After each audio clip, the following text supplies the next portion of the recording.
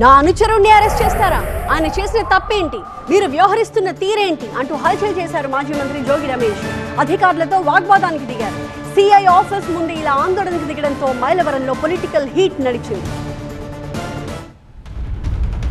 Social మీడియాలో అనుచిత వ్యాఖ్యలు చేశారంటూ ఫిర్యాదు అందడంతో మైలవరానికి చెందిన కోటేశ్వరరావును పోలీసులు అరెస్టు చేశారు.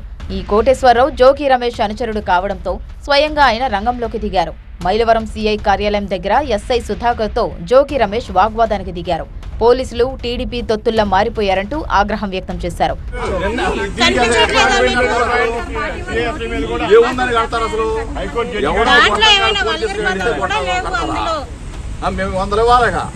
ఎవడో ఎమ్మెల్యే చెప్పాడని చెప్పి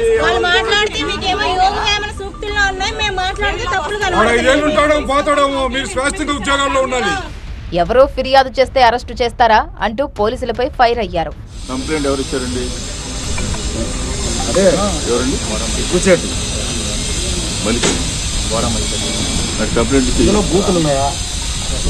కంప్లైంట్ చేసేస్తారా? నేను కూడా ఇస్తున్నా బాలకృష్ణ వేసేయండి.